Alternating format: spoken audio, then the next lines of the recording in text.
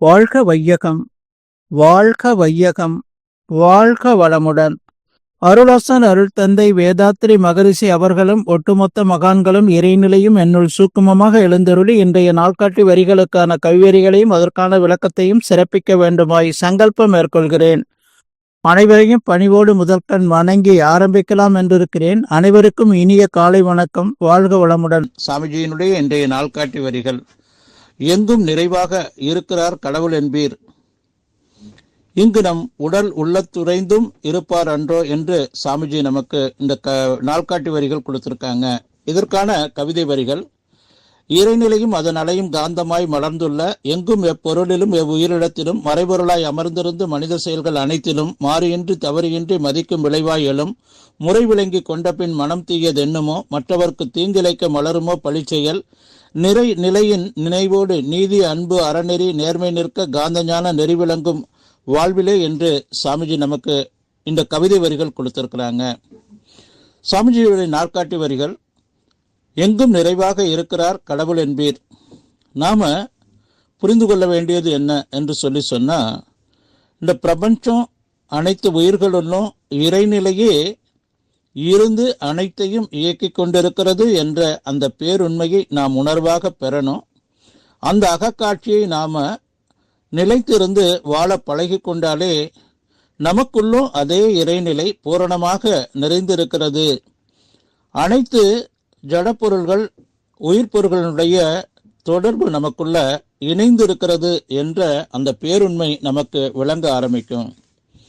இறைநிலை தவத்துல சாமிஜி கடைசியாக சொல்றது என்னன்னா, இறைநிலையே பிரபஞ்சமாக தன்மாற்றம் பெற்ற பேருண்மையும் அதுவே தானுமாக இருக்கக்கூடிய காட்சியும் அகத்துணர்வாகவே நிலைத்துவிடும்.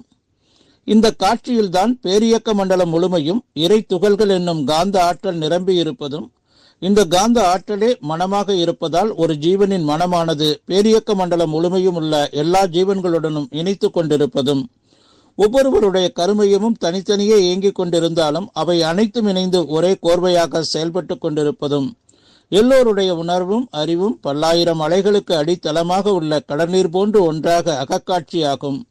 இந்த காட்சியில்தான் மனித மனம் மதம் அரசியல் பொருளுடைமை என்ற பட்டுதல்களிலிருந்தெல்லாம் விடுபட்டு அன்பும் கருணையும் இணைந்த பேரறிவாக ஒளிவிட்டு வீசும் என்று சாமிஜி நமக்கு இறைநிலை தவத்துல இறுதியாக கொடுத்திருக்கிறாங்க. நாம புரிந்து கொள்ள வேண்டியது என்ன? இறைநிலை ஜட பொருள்களிலிருந்து வரக்கூடிய அந்த காந்த அலைகளும் அதே போல உயிர் பொருள்கள் அனைத்துள்ளும் இதை இணைத்து வைத்து நம்ம வாழ்க்கையை நடத்தி கொண்டிருக்கிறோம் என்று அந்த பேருண்மையை நாம் புரிந்து கொள்ளணும். நமக்கு சாமிஜி பஞ்சபூத நவகிரக தவம் கொடுத்திருக்கிறாங்க. அதுல முழுமையான விளக்கம் கொடுக்கப்பட்டிருக்கிறது. நாம ஒவ்வொருத்தரும் எப்பவுமே நாம பாசிட்டிவாக இறைவத்த தன்மைக்கு நம்மளை மாற்றிக்கொண்டு நாம வாழும்போது ஒட்டுமொத்த பாசிட்டிவான எனர்ஜி நமக்கு வந்து கொண்டே இருக்கும். அப்போ அந்த பாசிட்டிவான எனர்ஜி நமக்குள்ள வரும்போது தான் நான் யார், எங்கிருந்து வந்தேன், துன்பமே வருது, துன்பம் நீங்கி இன்பமாக வாழ்வதற்கு என்ன வழி, இந்த சமுதாயத்தில் என்னுடைய பங்கு பணி என்பதை நாம புரிந்து கொள்ளணும்.